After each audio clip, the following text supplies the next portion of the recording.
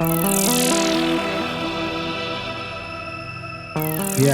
So today on a good old Natter With, I have with me the most excellent Simon Marston. How you doing, mate? I'm all good, thank you. Yourself? Yeah, not too bad. Not too bad at all for, Bank Holiday Monday. Yeah, well, I say I'm home alone at the minute, so able to do this podcast today.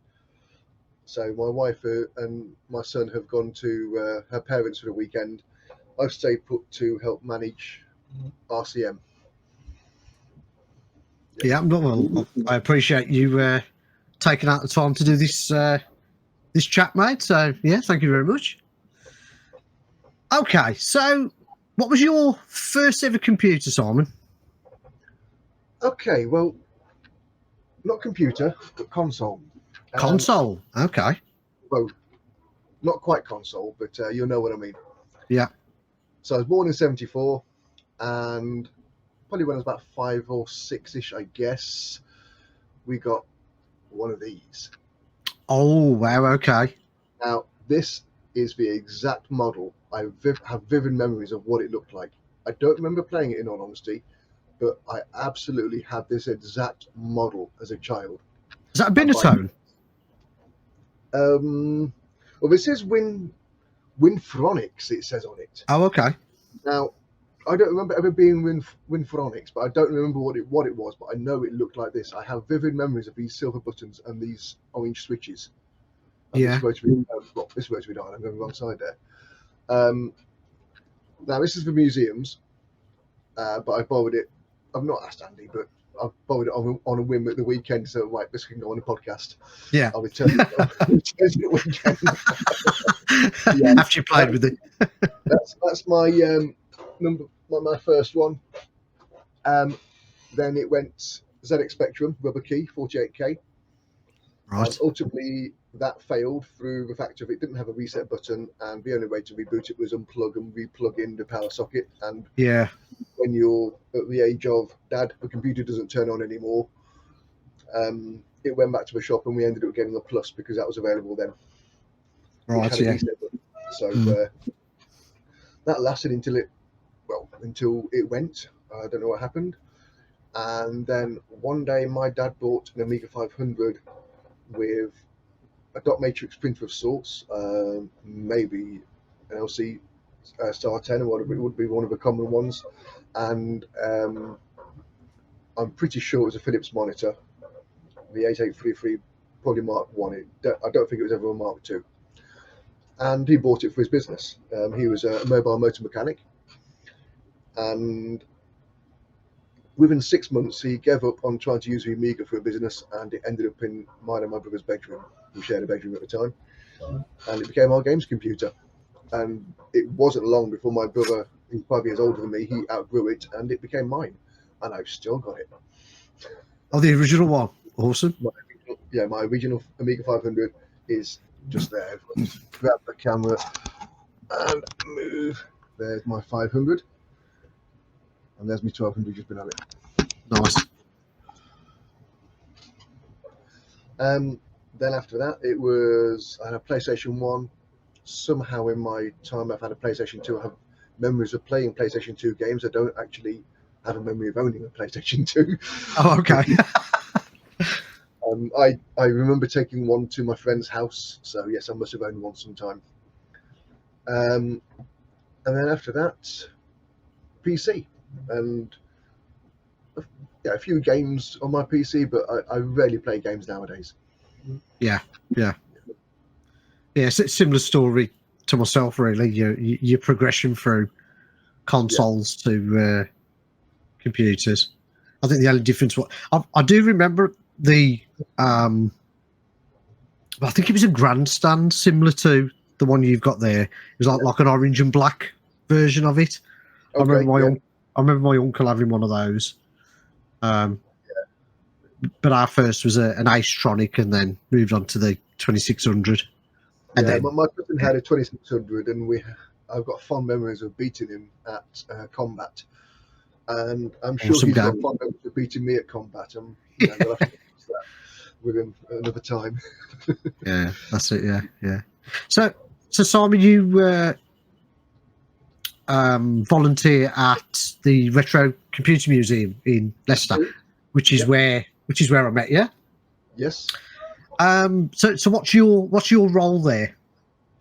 Okay, so I'm on the committee. My role there is, well, it's the same as all of us.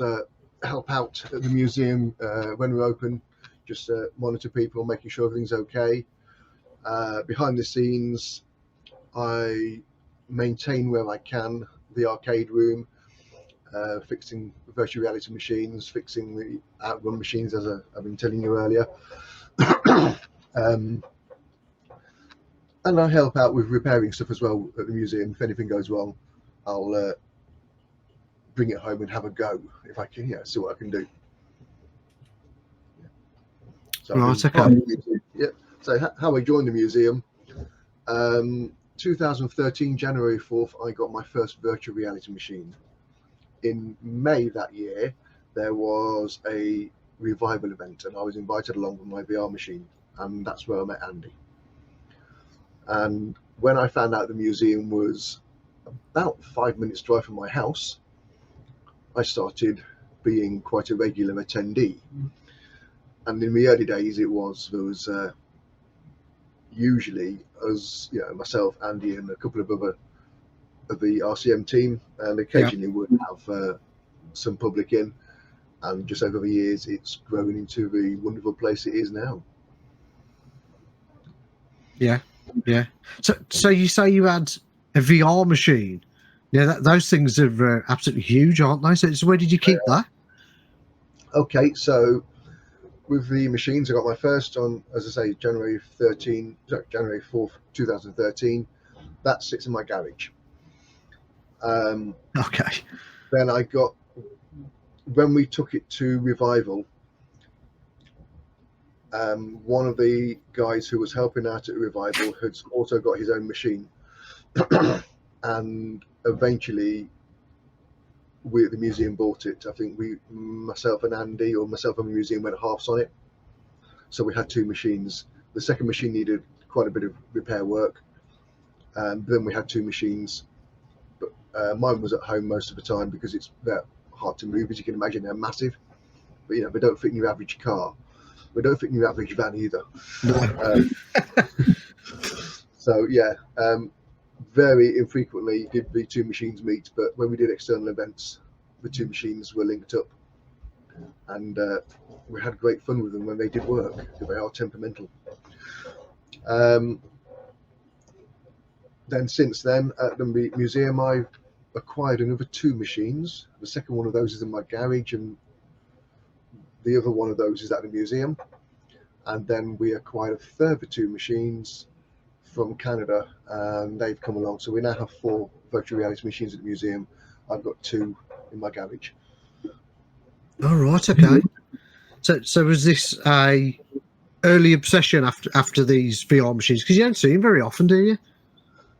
No, it was. I don't think there's many around the world left working now. I mean, as for the obsession, I caught in an Amiga magazine that the Amiga 3000 was being used in virtual reality machines. So I followed it as much as I could in the magazines at the time. And then my local arcade, Thomas's Arcade in Leicester Town Centre, ended up getting a virtual reality machine. And I fell in love with it straight away. Mm. And then, eventually I played the machine to death, played that particular game to death. Eventually the machines changed. I think it was Virtua Fighter went in next, or Daytona, one of the two. I can't remember which order it all went in. So the virtual reality machines actually left Thomas's Arcade, and that was that. I never saw one again. But I always tried to do what I can can I make myself one somehow? I mean, I was looking at, what was it? I don't think it was Arduinos. It was something earlier than an Arduino. I can't remember what it was now. but it was something I could get, and I could put a little 3-axis tracker on it, and I Okay. could put a video system through it as well. And I got the components, but I never quite got round to writing the software to try and do anything. Yeah. But what I did manage with that was, if I could tilt it up and down, and I had on the screen I had an overlay graphic, and the line went up and down depending on how high I was tilting it or what angle I was tilting it. But that's Right. as far as I ever got. And then one day I saw 2 virtual reality machines on eBay, and that really whet my appetite. But they were £600 each for some sit-down machines, and I couldn't afford them nor the space. Mm. So that was a little bit unfortunate, as it were. And then a few years later, I saw the one which I've got now in my garage, my first machine. That cost me £250. Wow. Yeah. Yeah, I'm sure they're worth a lot more than 250 quid now. It depends. It really does. If you've got one and it's old and it's in your way, it's probably worthless. But to me, they're priceless. Yeah. I mean, Yeah. I say 2 machines I picked up. I picked up from Daventry. We were in somebody's garage, and he was doing the house clearance, and he just said, "If you don't want them, I'm going to skip them." So, Wow. Okay. Just to me. Yeah, I mean, to an arcade enthusiast, I mean, yeah, that's something you want for your arcade, isn't it? Yeah. Yeah. I certainly haven't seen them anywhere. I can't even remember seeing them back in the day.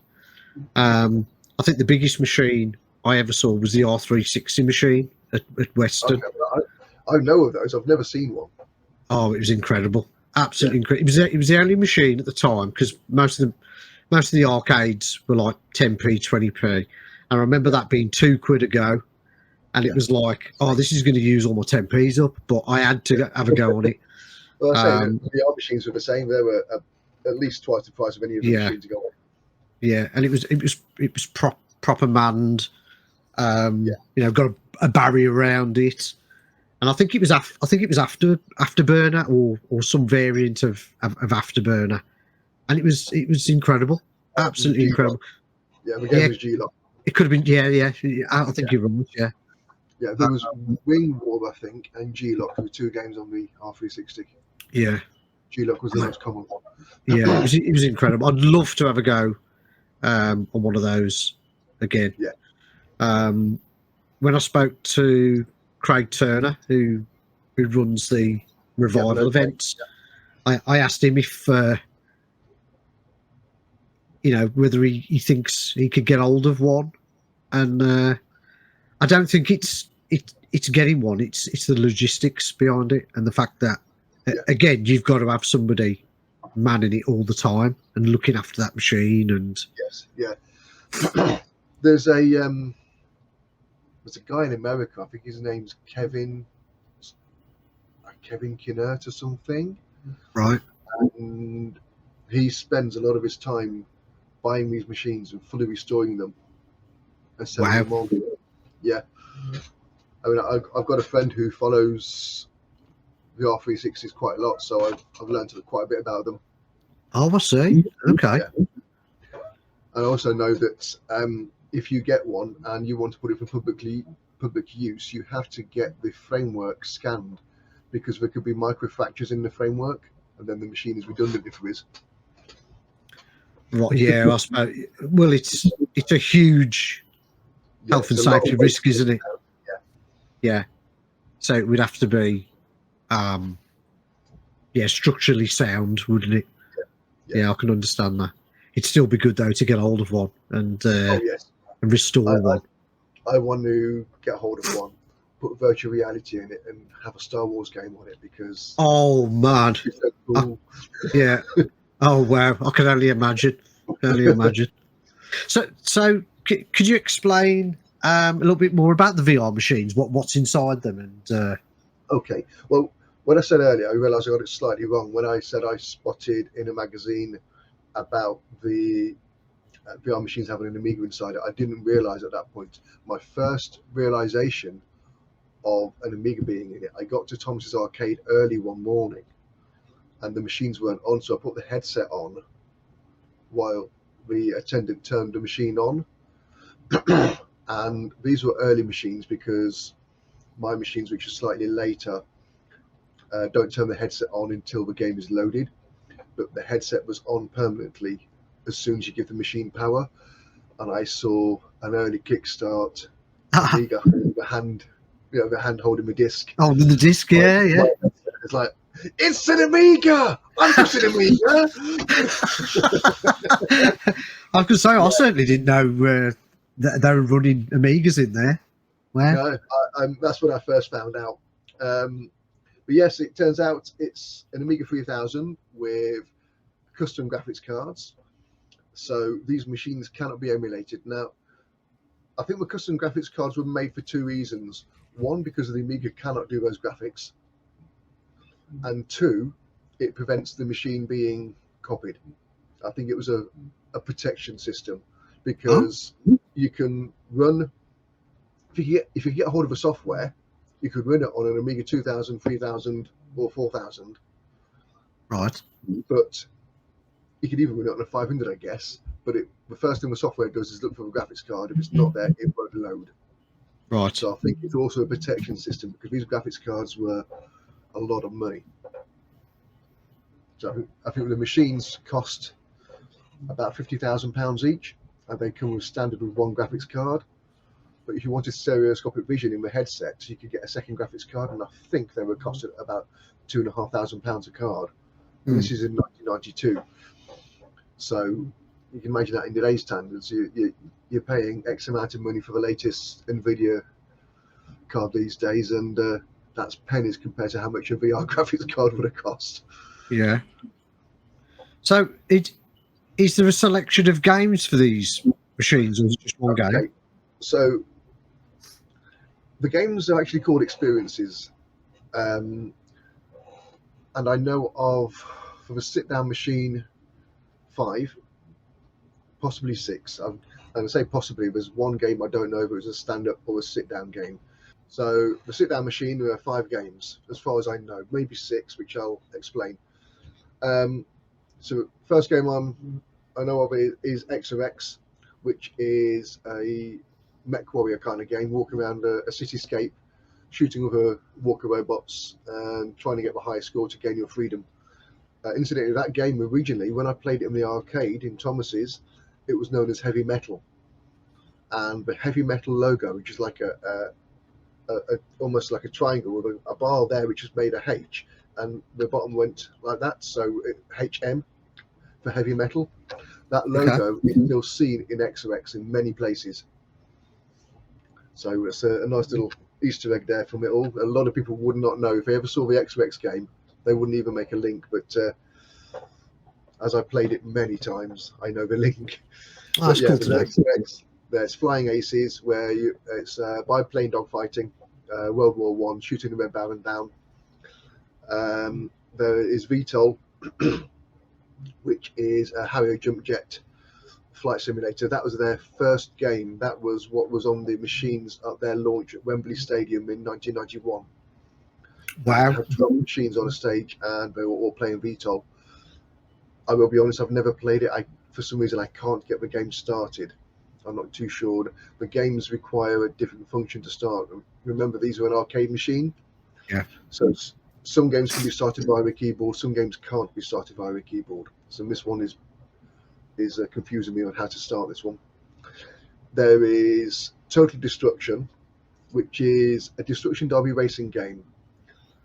Fun to play, apart from the fact of both my sit-down machines have joysticks, 2 joysticks to hold each side, which doesn't really lend itself well to a racing game. But also, neither does virtual reality. I mean, you look forwards when you're racing. I don't think you'd use virtual reality very much on that game. And then the last game I've got on there is Battlesphere. I don't know if that game was ever completed as a product, because it doesn't have any front end. It just runs the game, and it seems to be unlimited credits. It just runs the game, and if you die, you just continue.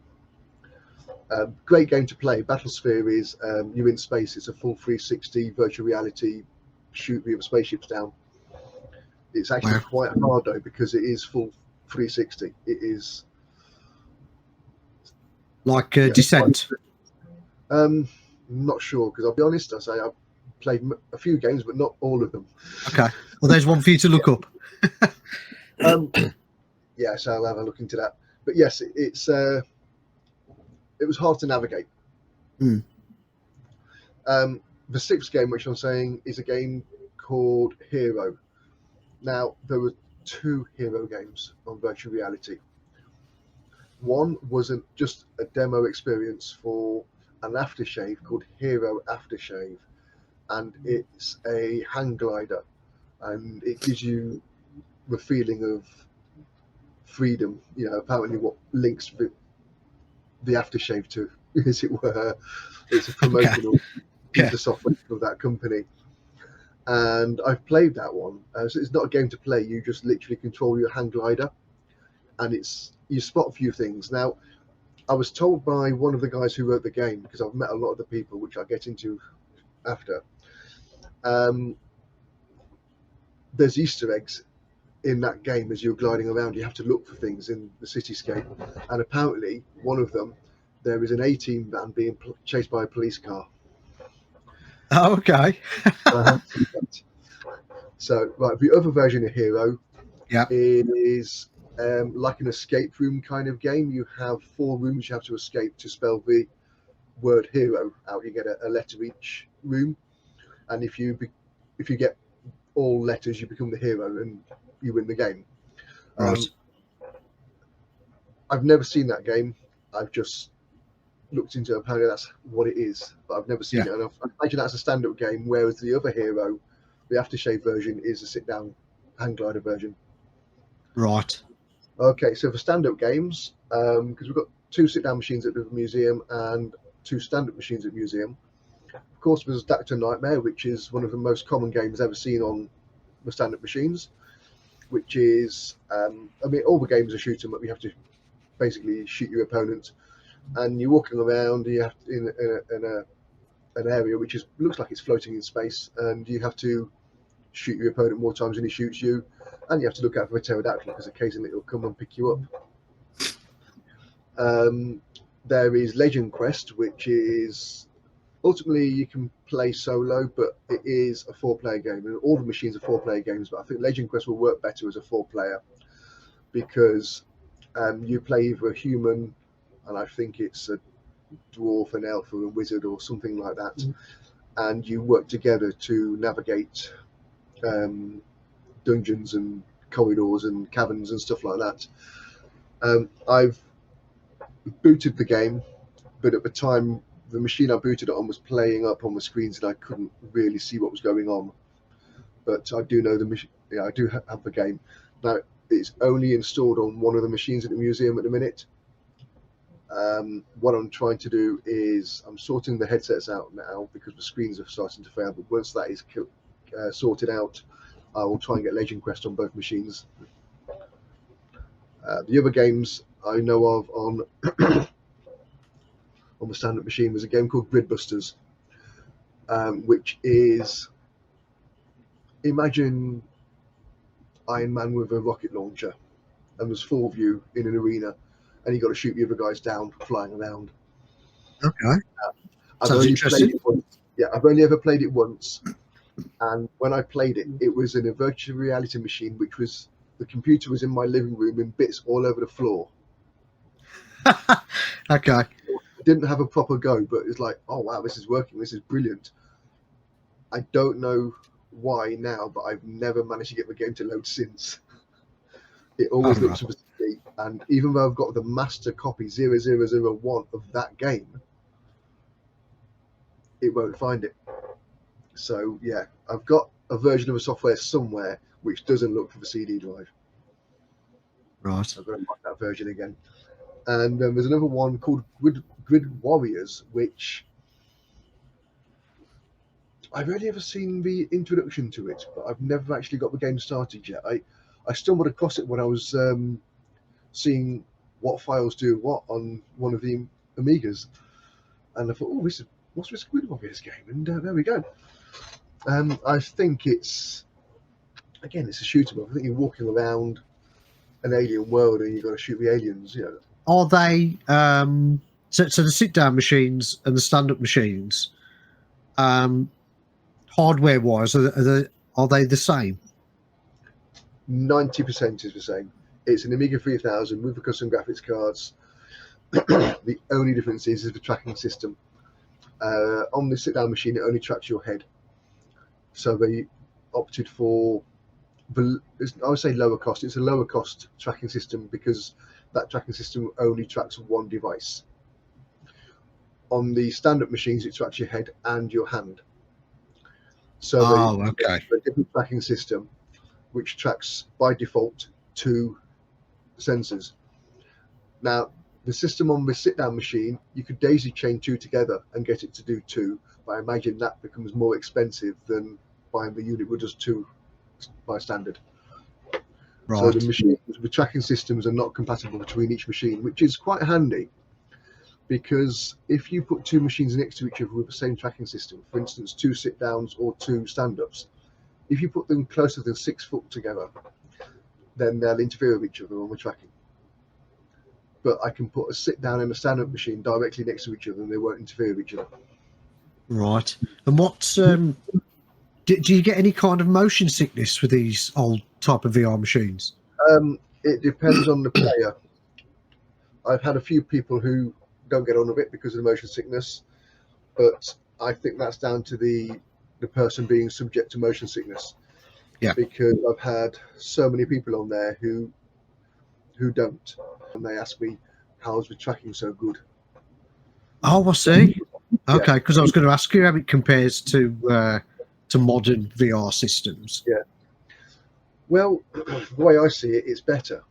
And the only reason why I say it's better is in 1991, when these machines were being developed, the amount of technology they had to invent to push the barriers of what was possible to make this work, compared to what they're doing now for the latest headsets.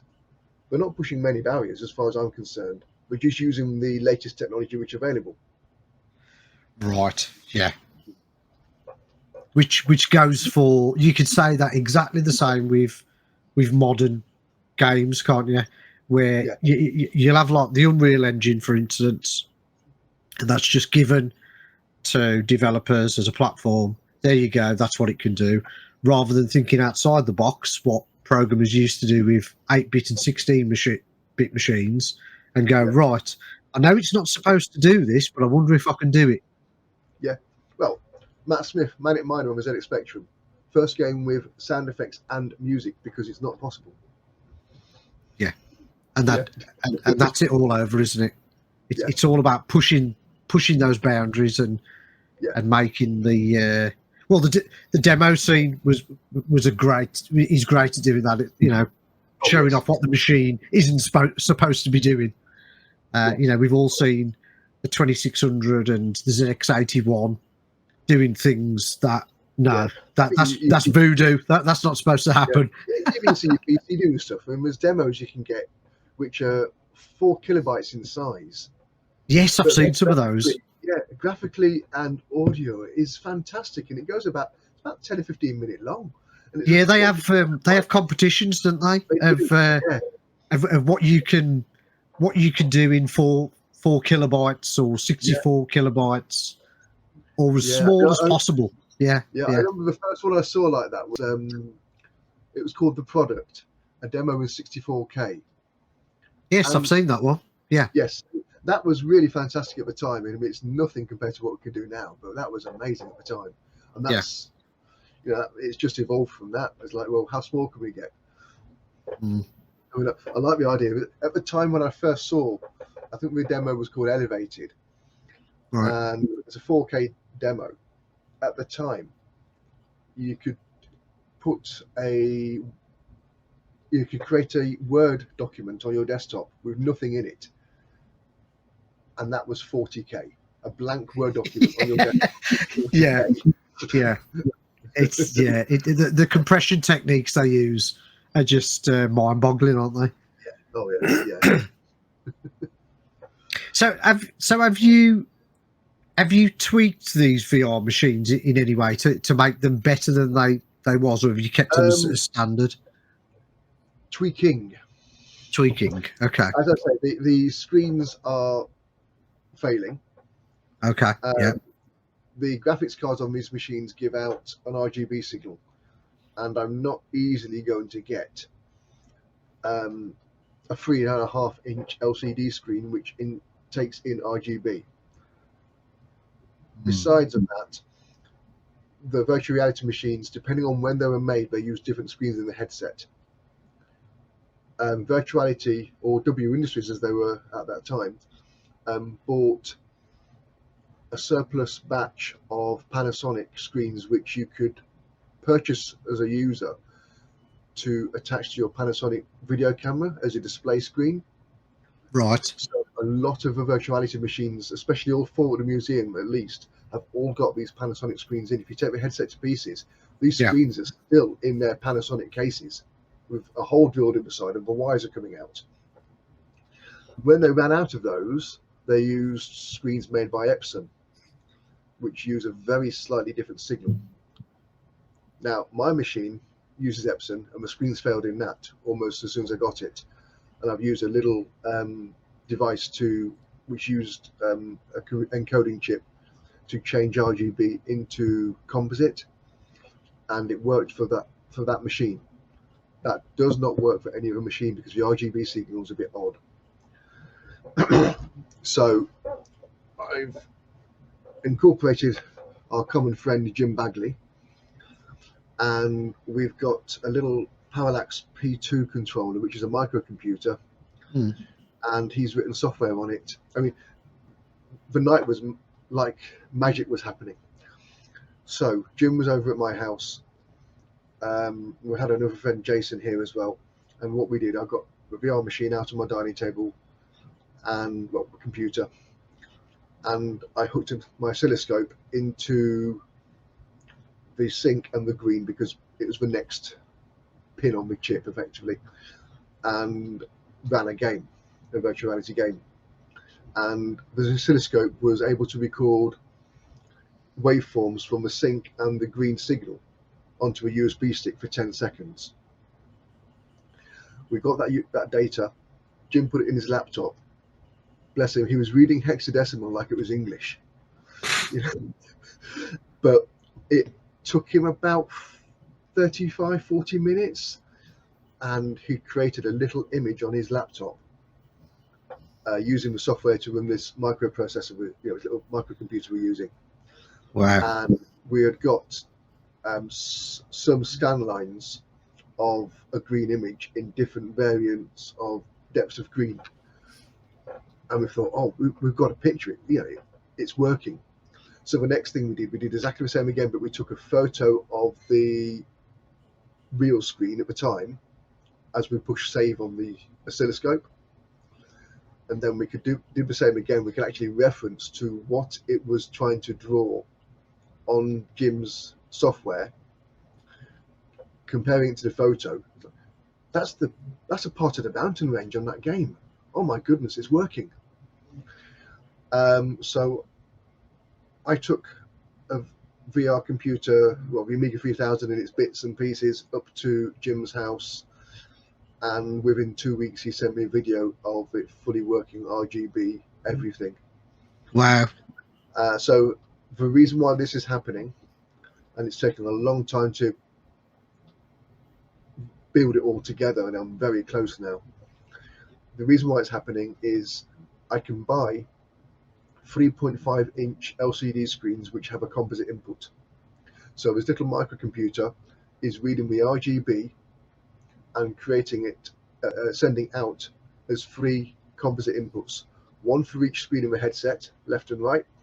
Yeah. And the third one goes back down through the machine from the headset all the way down into the depths of the machine, and then back out to the external monitor, which people view for spectators can see,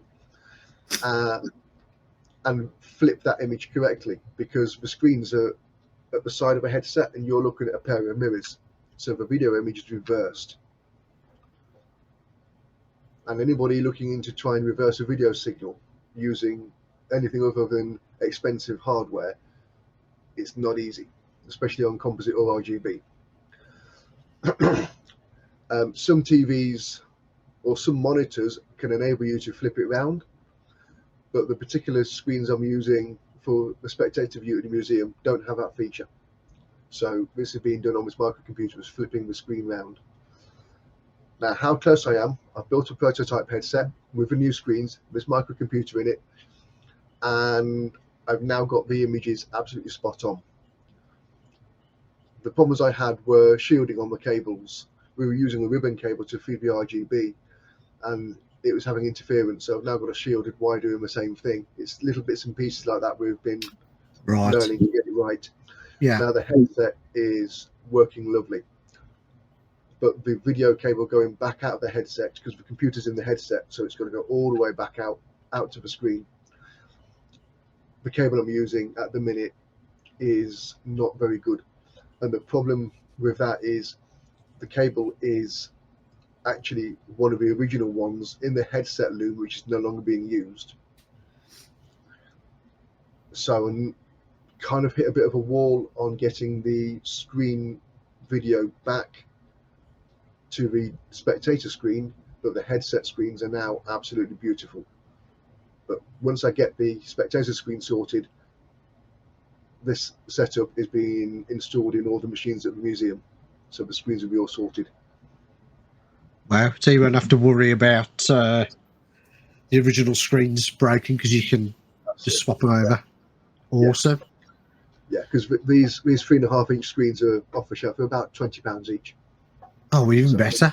Yeah. Even better. Yeah. Yeah, so you can stock up on those then. Yeah. I mean, I think I bought 10 of them a while ago to make sure I've got enough for all the machines plus a couple of spares. Yeah. But yeah, that's work in progress, and it has been for about 3 years. 3 years, yeah. Yeah, it's like everything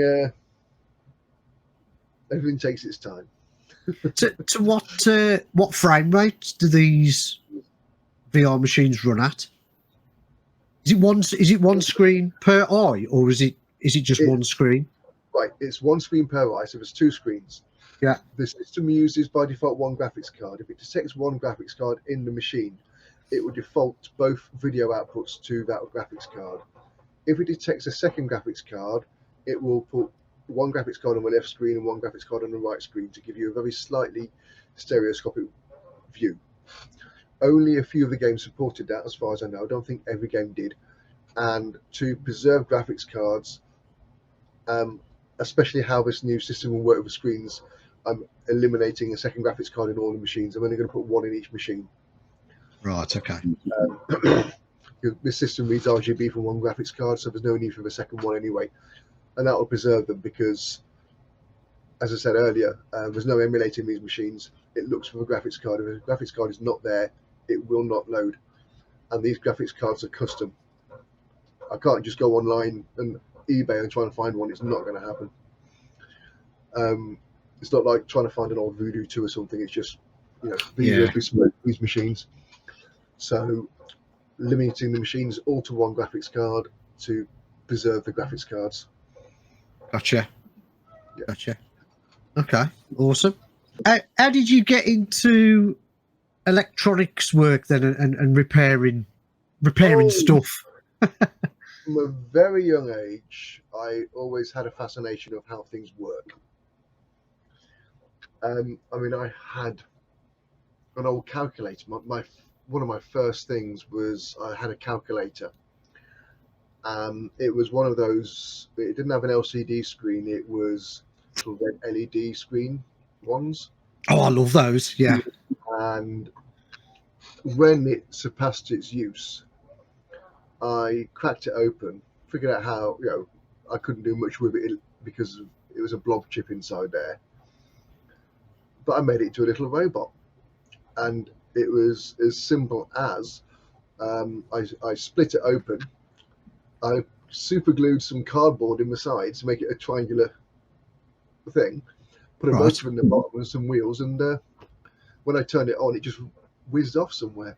Oh, That's all okay. it did. Oh, I was brilliant. probably about 6 or 7 when I did that. Yeah. But yeah, I've pretty much, I don't think I own anything I haven't taken to pieces to see how it works. Yeah. I've always been fascinated in electronics and electrical. I mean, at the age of 11, I had an almighty shock which nearly killed me. I mean, I don't know if you can see it now on there. Probably not. I've got a scar just there on my hand. Right. In certain lights, you can see it. Oh, yeah. Okay. Yeah. Yeah. Yeah. I was 11 years old, and the record player stopped working, and I thought I could fix it. And I put my hand in it while it was still on. I blew a hole in my hand as I put my hand on the mains fuse inside the unit, and my hand was smoking and bubbling, and ultimately I could see the bone to his finger. Oh, That's wow. Okay. my hand. What saved my life is we were redoing the kitchen at the time. It was like a kitchen diner we were putting in, and carpet tiles were down. I was on a carpet tile. A few centimeters behind me, there was no carpet tile. If I stood on the concrete, I'd have been dead. Yeah. Well, jeez. Yeah. I had to have a special bandage on my hand with a window on it to help with sunlight rebuild my skin. Wow. So I have a big respect for electricity. Yes. Yeah. It's a good job it wasn't a CRT. Yes, I've still had shocks since then. Yeah. I was helping my dad renovate a house, and he goes, "Like, can you take those light fixtures off the wall, please, so we can scrape the wallpaper?" Yep, okay. Is the light off? Yep, it's off. And the light at the top went off. So I get these 2 wires. Thought you said the light was off. Different switch. Oh, man. Yeah, I've had a few shocks here and there, but I remember having one off a power supply. I'd have been probably the same kind of age, 10, 11. Yeah. And I was messing around, trying to get it to work. And the shock blew me across my bedroom, and I hit my bedroom door. And I always remember that feeling, like almost like somebody had stamped all over my arm. Yeah. Yeah, that scared me. Yeah. But yeah, the fact of, I mean, you see it in films where somebody's touching electronics and well, that was real for me. Yeah. Because my hand was basically stuck to this thing as it was inside this record player. Yeah. And I was like, I couldn't get my hand out. I was just being melted. Scary stuff. Scary stuff. Yes. But yeah, I've always taken things to pieces. Always try to have a go at fixing it. I mean, Game Gear. Currently, my usual fixing things is recapping a lot of things. Game Gears, Amigas. I've had a couple of Amigas to fix, which I'll have a go. I can't promise, but I'll have a go. But I've been given a video camera. Just down there on the floor. Okay. Someone's given me a video camera to fix because it's not powering up. Well, it powers up, but it won't eject. It won't play anything. Yeah. So I've never done a video camera before, so I'll have a go. Right. Well, you've had two of my Amigas, haven't you? That you've you recapped one, and I think you cleaned the other one up for me, didn't you? Which yes, just sat nicely there. Yes. Well, one of them, one of those Amigas you gave me, I couldn't get my head around, could I? Because you gave me a 500 plus and a 500. Oh yes, originally, yeah, I did, yeah. The 500 plus I could fix. The 500 was really bizarre. Okay. So you said, "Thank you for your time on this. You can keep the 500 as spares." Here it is. Yeah. Have you managed to get it to work yet? Oh, it's empty. There's nothing. Oh, okay. So what I did, I'm sure there's a few people who are all going to watch this know of Chris Edwards' YouTube channel. Right. I sent him your Amiga 500 to fix, as well as Okay. one of my Amiga 2000s. Mm.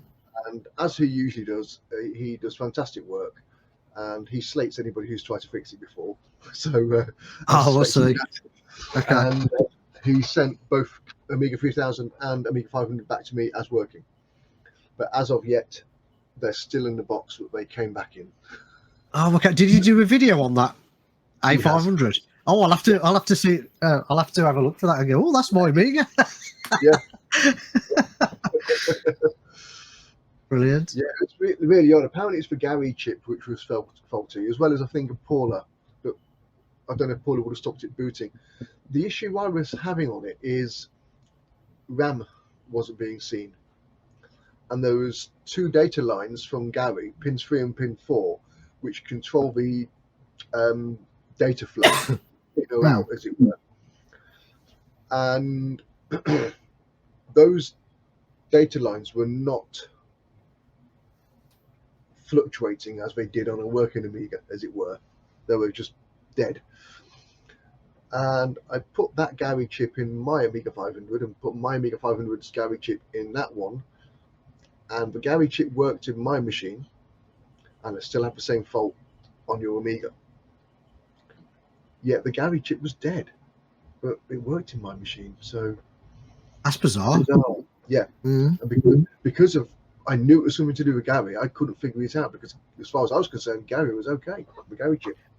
So yeah, I sent it to Chris. Yeah, in all honesty, if I'm going to send one computer to Chris, I might send him two, and he was going to get a 3000 anyway. So yeah. The Amiga 3000 I've got here, which is still in the shipping box, is going to go in one of the virtual reality machines, because one of these sit-down machines has had a failed Amiga. So when I can, I'm going to rebuild the power supply. I think it's Simon Gosk or something of it, who's remade the Amiga 3000 power supply. I'm not sure. No, okay. But I bought one from him anyway. But it's a build it yourself kit. Give me a second. I've got it just here. So it's a more modern, stable power supply. It's a nice stainless steel framework built. Well, that's a beast. Yeah, you can put a cooling fan in the front, cooling fan at the back. So I've got Noctua fans going in. You use this little ATX power supply because it fits inside. You have to take it out of the case, but it fits inside. Yeah. And then you have to wire, obviously, the ATX to Amiga 3000. Let's put that back down. I've hit a slight wall on it because I thought I had the Amiga 3000 power socket spare because of projects I've done in the past. I've been using them. If I do have any spare, I can't find them, so I've got to buy more. So what wattage is that? Is it like 350 or something? So this one is a 250, but that's 250. plenty of the 3000. Mm. Let's have a look at the 3000 power supply, see what that is. As I say, my man cave is full of everything. So this is, actually it doesn't say the watts, you can work it out, but I can't be bothered. Yeah, it doesn't say the watts, but it's 250 is going to do an Amiga 3000. I'm sure of it. Yeah. So would you say? I mean, you wear the t-shirt. Would you say Amiga is your baby? It's your favourite computer? I'd say it is. I'd say my collection, Amiga-wise, is 500, 1200. In a drawer down here, because it fits in a drawer, is a 600, which was, it came through marriage. It was my wife's. So I've got a 600. I've got a 2000 down there. I've got many 3000s due to virtual reality machines. Many of them don't work. And over here, I've got a CD TV, Nice. which is faulty, unfortunately. It boots, but the CD drive doesn't work. And that is a bit of a bugbear because you can't just go and get a CD drive and put one in. Am I right in saying that's basically a 1200 with a CD drive? No, it's basically a Okay. 500 CD drive, yeah. Yeah. And then I've got an Amiga 3000 built into a Checkmate case. So the Checkmate cases were made by Steve Jones, and you can put an Amiga 500 board, 600, 1200, or PC inside these cases. And I've made a retrofitting kit to put an Amiga 3000 in it. Ah, okay. Is that one of your current projects? Yes, so current projects. I've done 3 batches. I've done about 35 so far, and people are wanting batch 4. So I'm slowly working on that. As I say, everything takes a long time with me. So you're just putting the 3000 board into the Checkmate case? Is that, or you're doing a complete unit? So what you get, you put your Amiga 3000 board in the Checkmate case with make a base panel because the holes are different positions for fixing it. Right. Make a new back panel to suit the Amiga 3000 and a new drive bay to hold the daughter board. But the daughter board, efficiently in there, here we go. I've got everything in here. That's an Amiga 3000 daughter board. It's 10.5 millimeters too tall to fit in the Checkmate case. So that is my new daughter board. Oh, wow. Okay. You get a new daughter board as well. You lose, Yeah. sorry. But yeah, that's one of my little projects. Yeah, I know nothing about the like the desktop Amigas. It's all new to me. That is. Yeah. But yeah, that's a current project I'm doing. I've been asked to work on an Amiga 4000 version as well. Hmm. The problem with that is the Amiga 4000 is even taller than the Amiga 3000, and I've got to try and squeeze that into the Checkmate case, and it's a lot harder to figure out how to build it. I mean, my analogy of it is if you blow a balloon up, in that space you can fit a CD drive. You just can't get it in there. Yeah. Ship in a bottle, Jobby. Yeah, that is the problem I've got with the Amiga 4000 Checkmate conversion kit. I can fit everything in. You just can't assemble it. As in, you can't put the CD drive in first because you can't get to the accelerator card. If you put the accelerator card in, you can't put the CD drive in because there's no way to secure it. Right. Okay. I'm working on it. Yeah, I'm sure you'll work it out. The other thing is, though, what I'm doing, because these Checkmate cases have an SFX power supply and an ATX power supply, I'm powering the Amiga via the daughter board. When I did that on one of my working Amiga 3000s, I was terrified of killing the Amiga. Luckily, it was all good. Slight issue. One of them did go up in smoke, one of the daughter boards, but that was a dodgy capacitor which was installed. But yes, Yeah. apart from, I had a fault where I miscalculated the wattage or the amperage going through the 12-volt line, and there was a 12-volt trace in the middle of the PCB in one of the inner layers, and that trace gets hot. That's why one of these went up in smoke. So every one of these are sent out now. There's a jumper wire to help that 12 volts not fry the board. I'll say. Yeah. Brilliant. Yeah, it's been. The thing is I don't have an Amiga 4000, and therefore I don't have the way very well to test a daughter board, which I'm going to have to redesign. And I know there's people who have offered, you can test it on my 4000, but where do I stand on that if I put this daughter board in a power from an ATX power supply? It goes bang. And I kill their 4000. Yeah. Yeah. So you got a mission to get hold of a 4000 donor then. Well, as I say, I've got everything here.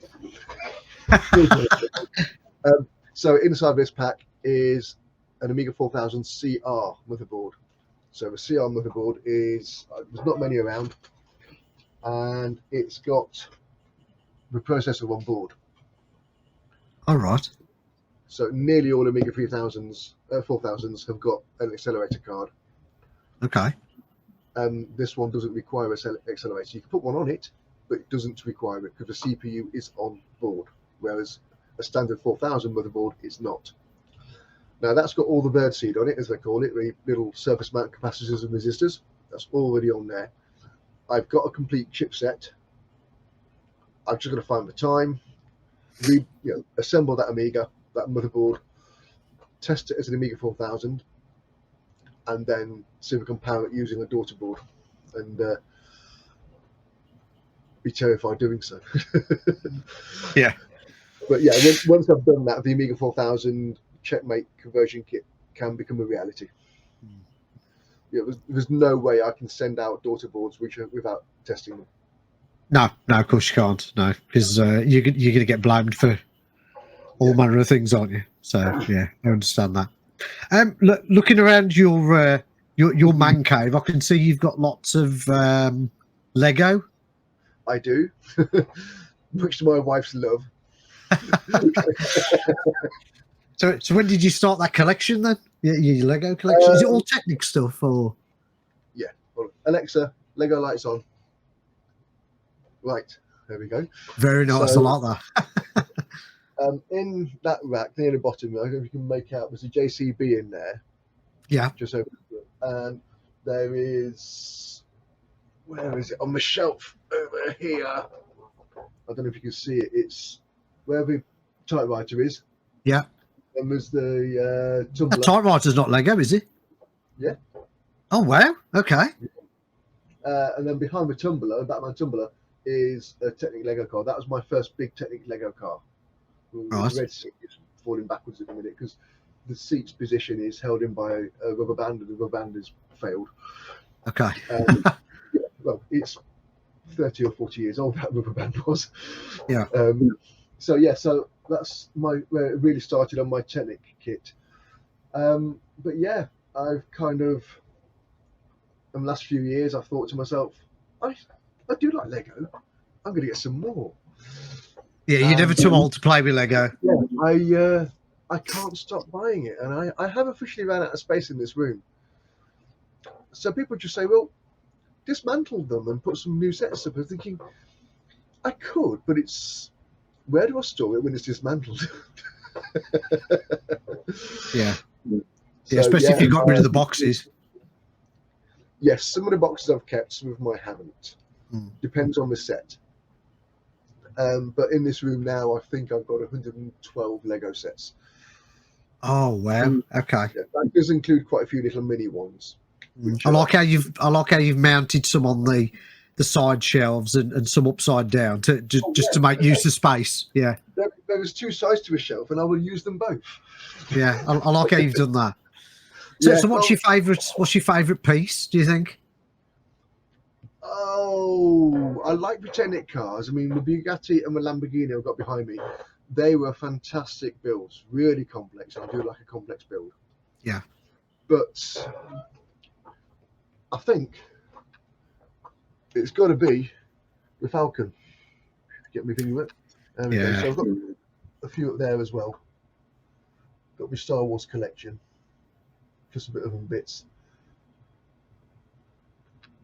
I do like the rocket. That's awesome. Yeah, the Saturn V. Saturn V, that was an original Lego one. The B-wing, the X-wing, the Y-wing, and the Snow Speeder are all bit by bit bought from Bricklink. The Death Star was all bit by bit bought from Bricklink. The Falcon, well, the Lego Falcon of that model was getting on for £700. The Lepin version was 170, so I know which one I've got. I've only got 2 Lepin sets. Oh, so I've got 3 now. One of them I didn't expect. So, fake Lego, the Falcon, the F1 car, the McLaren car, which is on the shelf upside down, and the other. Let's move my camera back. Sorry. There we go. Yeah, the other one is next to the Bugatti on the side, to get my fingers right. The Peugeot Le Mans car. I bought that off eBay as new and unopened because it was the best price I could find it for. And when it arrived, it wasn't new, it wasn't unopened, and it wasn't Lego. It was fake Lego. Someone Okay. had opened the box, taken the real Lego out, and filled it full of fake Lego. Whoever made it, I don't know. So I contacted the seller, and I mean that's £170 at Lego. Amazon do it for about 135. I bought it for 120. He gave me £50 back. Okay. Yeah. So yeah. Fair enough. Fair enough. I thought if he's giving me £50 back, he knows what he sold me. Yeah. Well, he's just admitted fault, hasn't he? Straight away. Yeah. Yeah. No argument. The only sets I've got. I realise it's gone kind of dark in here. I don't know why it's gone dark. Oh, I know why it's gone dark in here. Alexa, Lego lights off. There we go. Better lighting. I like how you've just got the one shelf talking to Alexa. Have you not wired up the others yet? Was that another plan? Oh, the shelf. Well, the shelves that side. Yeah. Are more light. I mean, they could do with more light, but the ones in the bookcase definitely needed some lights. Now, when I do it, I mean, let's put it on. Alexa, Lego lights on. So the top one isn't lit, but I didn't think the top one needed lit lighting because it gets more light. But it now looks dark compared to the rest. So It's still pretty cool. Still pretty cool. yeah, I might put some more in. Let's turn them off anyway. Alexa, Lego lights off. So, Simon, what do you do for a day job? Okay, so the company I work at is a company called Cressel Resistors. For all your high power needs, as it were. The company makes very high power resistors that sit on power stations, power control. It's a lot more than this, but the simple way I can explain it is if it's a power surge at a power station or surplus power they need to dump, our kit handles that. Right. Big resistors. I mean, resistors to anybody who's watching are little tiny things. When we make things the size of this room, you know, if not bigger, so it was a lot smaller, but yeah, we make some big boxes. Yeah.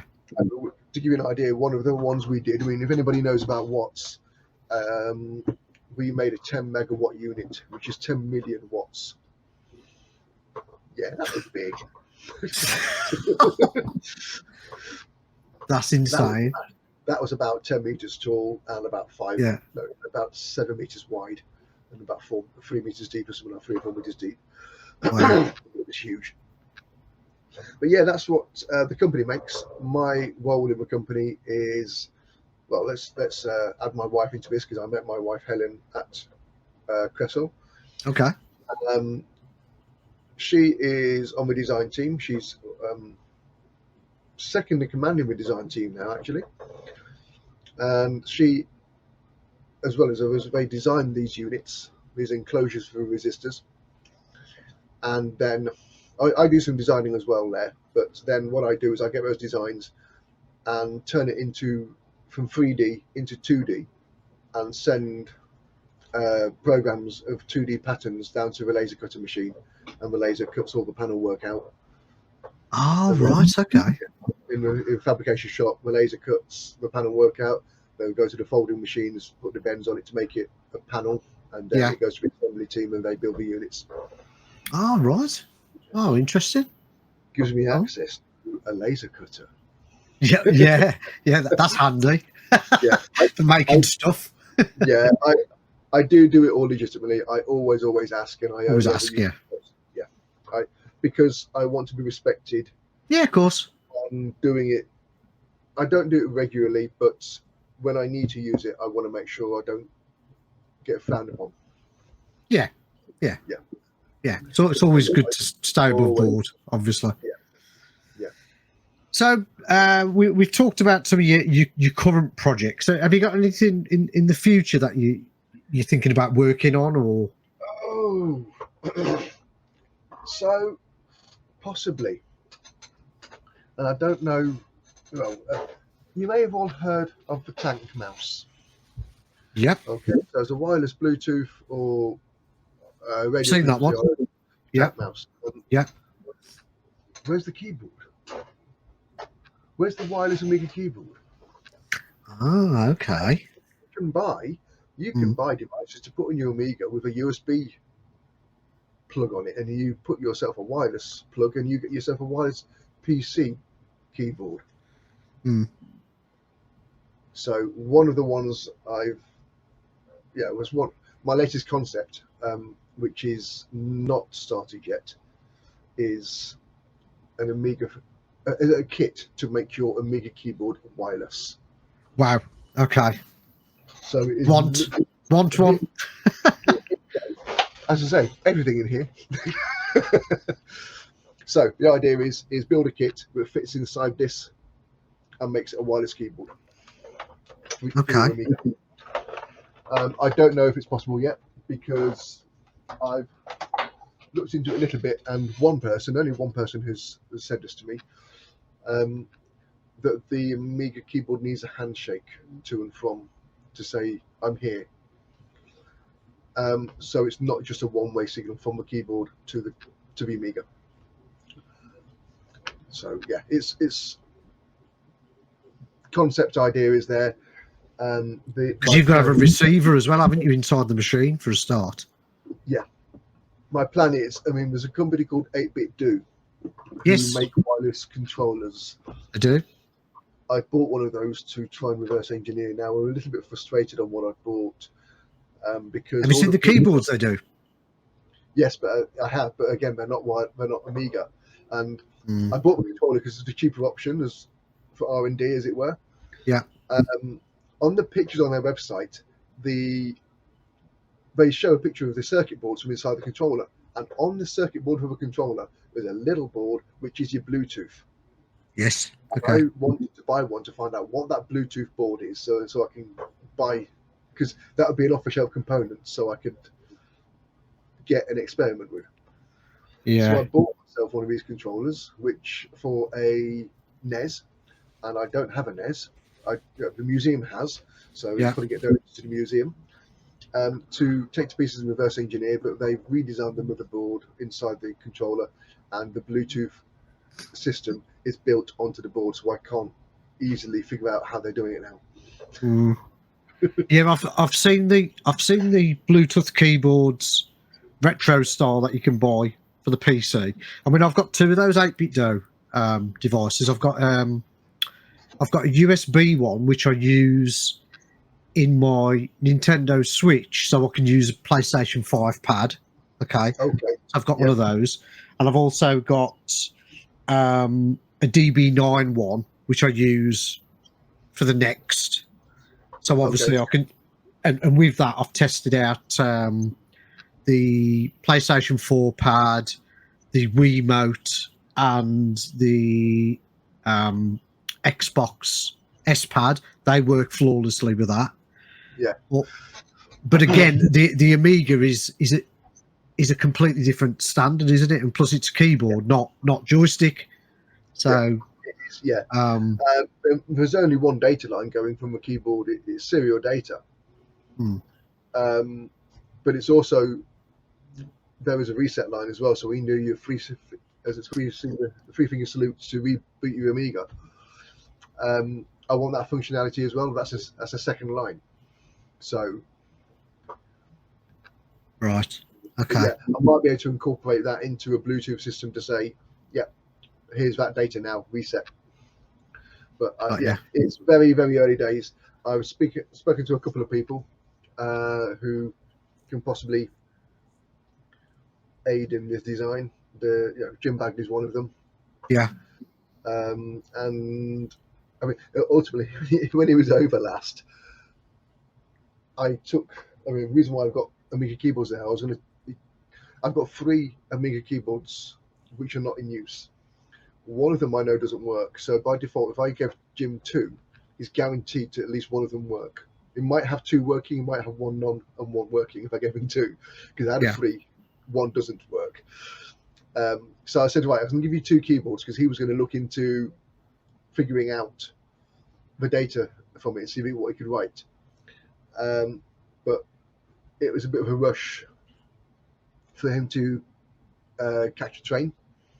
on the way home from one of our big events at the museum, and we forgot the keyboards, so I brought them back home. I've also asked another one of our team at the museum, Rebecca. Basically, it's a KVM system for retro computers and varied different retro computers. So she knows how the Amiga requires its protocols for the keyboard. So, yeah. Right. There's every possibility we may well be able to pull this off. Yeah, that'd be really cool if you could, especially if you could design some kind of, I don't know, would the serial port be able to handle the data from a keyboard? So it'd be like serial to Bluetooth. The idea is, because this is going to be for big box Amigas, because only okay, keyboard for a 500 or 1200 because the keyboard is there. But this is for big box Amigas, like the CDTV. It's an infrared system. Yeah. Now, I don't think I'm going to get the keyboard infrared, but the keyboard plugs into that. So the idea is I'm going to put on that socket.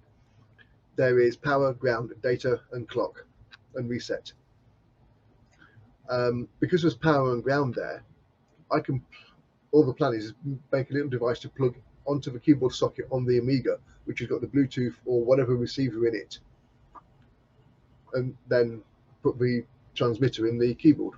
And yeah, hopefully, no, it won't be as simple as that. That sounds a really interesting product, and I hope. But yeah, it's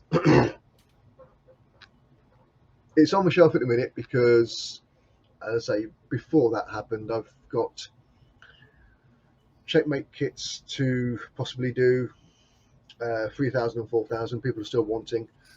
I've also built for the Amiga 3000, and this was not my idea. So I credit the person who was. His name's Stephen Tibbets. He's over in Australia, and he contacted me and said, every time he has to get to his ROMs or RAM in the Amiga 3000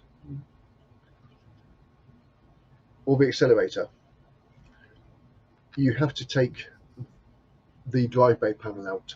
But the drive bay panel supports the daughter board. So if you've got any expansion cards, you have to remove your expansion cards, remove your daughter board, and then you can take this panel out.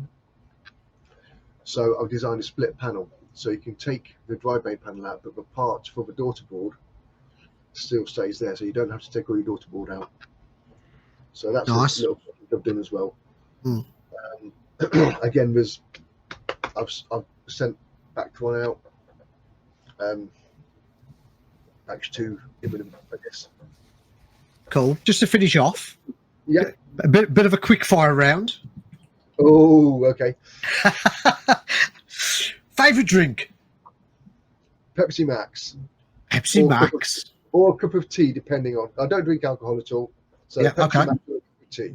Cup of tea. Now, is that Builders or Milky? Milky. Oh, you're same as my wife. She likes a milky tea. Yeah. Right. Favorite film? Oh, possibly Star Wars Rogue One, but non-sci-fi so much. I'm quite a fan of an older film, The Butterfly Effect. Oh, I remember that one. Yeah, you like that one, do you? Okay. I like the idea behind it, yeah. Yeah, okay. Favorite TV series?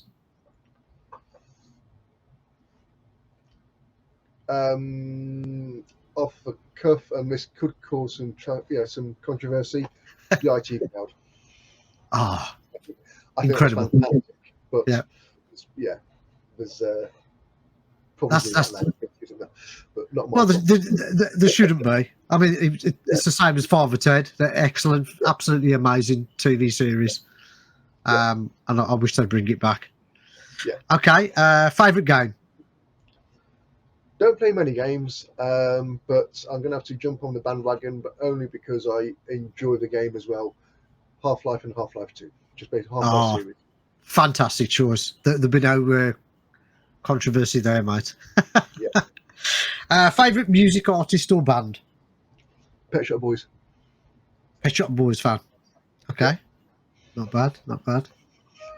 All right then, Simon. Well, thanks for having this chat chat with me on a bank holiday Monday. No problem. It's been super interesting. Yeah. Where can people find you, mate, if they need your assistance in anything or? I'm on Facebook. Mm. Simon Marston. If you went to facebook.com/simon.marston74, that's me. There was a hack of me going around Simon Marston 2023, and that was one of many viral ones that was going around Facebook for a while. Luckily, that's been closed down now. I think even you questioned it. Yeah, I had a friend request, yeah. Yeah. So that's gone now, luckily. So I have a Facebook. My Retro VR Facebook page is there as well. You can find that by typing www.virtuality.co.uk. It will take you to my Retro VR Facebook page. You can contact me through there as well. Ah, okay. I didn't know about that one myself, so yeah, okay. Yeah, a while ago I saw virtuality.co.uk for sale for £1,000. Yeah. It stayed for £1,000 for 3 years, and I said I'll give you £100 for it. He goes, okay then. Oh, brilliant. That's a good one to have. That is. It is. So especially how popular modern VR is becoming anyway. Yeah. Okay. And obviously you're at the Retro Compute Museum in Leicester as well, aren't you? Museum as well. So if you want to come and see me personally, I'm there most Saturdays and some Sundays. I'm not often there both days in a weekend. Depends if firstly I'm needed and or my wife is away. Yeah, I'm usually there on a Saturday. So yes, but if you contact me and ask me if I'm going to be there, then I shall let you know. Brilliant. Okay. Now, as I say, it's been fantastic talking to you, and I'll speak to you soon, or see you at the next RCM gathering. Yes. There's. I'm not going to say when because it's only a penciled in date, but there is plans. Yeah, I'll keep pestering Andy. Right, cheers, mate. Speak to you soon. Okay, thank you. Take care. Good to meet you. Okay, bye. Bye.